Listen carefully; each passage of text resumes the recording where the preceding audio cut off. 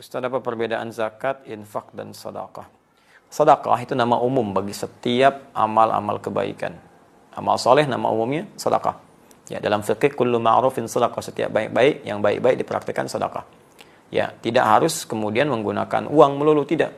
Bisa dengan misalnya bisa bantuan dengan pakaian, ya, bisa bantuan dengan makanan, ya. Jadi ada yang sifatnya dengan harta. Karena itu dalam Al-Qur'an zakat pun disebut sedekah. Disebut sedekah. Ya, buka Quran misalnya surah ke-9 atau ayat 103. Khudz min amwalihim sedekah.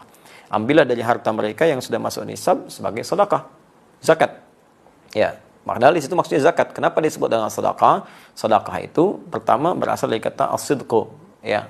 Kemudian beralih menjadi kata tasdik, sesuatu yang benar dan membenarkan. Jadi bukti pembenaran iman seseorang, dia mau mengamalkan imannya, membantu dia beramal soleh.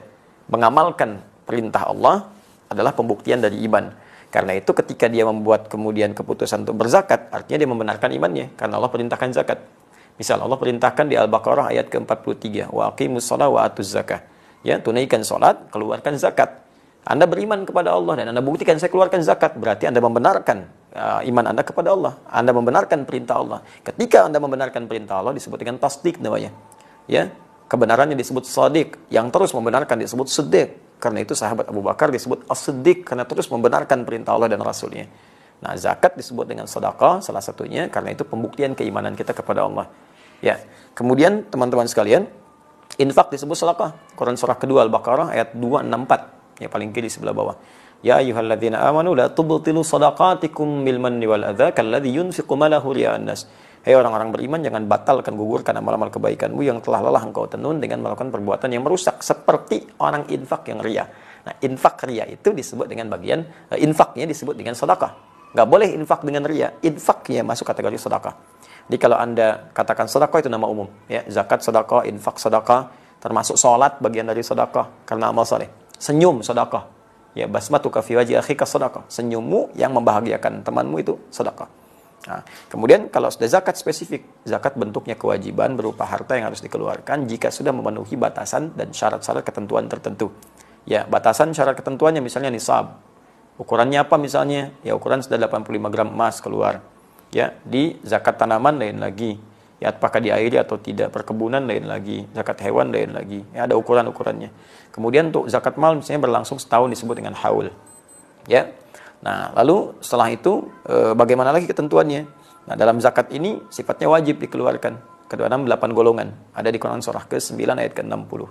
Innamas shadaqatu lil fuqara wal masakin wal 'amilina 'alaiha wal mu'allafati qulubuhum wa fil riqab wal gharimin wa fi sabilillah wa bis sabil. 8 golongan. Fakir, miskin, kemudian 'amilin 'alaiha yang fokus mengerjakan zakat sehingga tidak bekerja di tempat lain.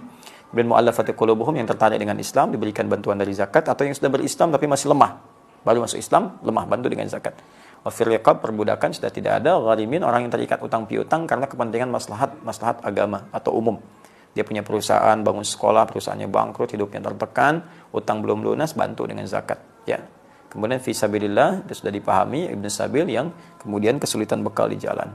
Itu zakat. Infak dibagi dua. Ada infak wajib dari suami kepada keluarga. Wajib. Di Quran surah keempat ayat 34, paling kiri sebelah atas. Ar-rijalu qawwamuna 'alan nisa bima faddalallahu ba'dahum 'ala ba'din wa bima anfaqu min amwalihim. Ya, setiap suami lelaki diberikan kelebihan dari istri dari yang lain. Baik ya, karena Allah berikan kekuatan untuk bekerja dan dari pekerjaan itu menghasilkan harta yang diinfakkan untuk keluarganya. Diinfak suami kepada keluarga sifatnya wajib. Ada infak yang sifatnya sunnah. Ya, setelah selesai kebutuhan keluarga, udah beres semua, nah kelebihannya digunakan untuk infak sunnah. Contohnya Quran surah kedua ayat 215, paling kanan sebelah bawah.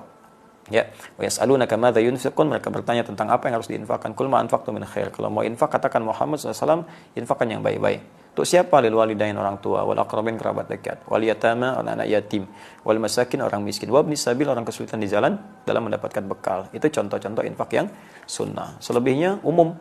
Ya, umum infak misalnya untuk infak ke masjid, infak untuk yang sifatnya Anda ingin berikan, ya boleh. Itu ada di Quran surah kedua ayat 261. Kaidah umum, dibalasnya langsung 700 kali lipat dengan izin Allah Subhanahu wa taala. Saya kira itu. Allah taala alam bissawab. Semoga Allah berikan kemuliaan. Kita berjumpa lagi di sesi yang lain insyaallah. Subhanakallahumma wa bihamdika asyhadu an la ilaha illa anta astaghfiruka wa atubu ilaik. Assalamualaikum warahmatullahi wabarakatuh.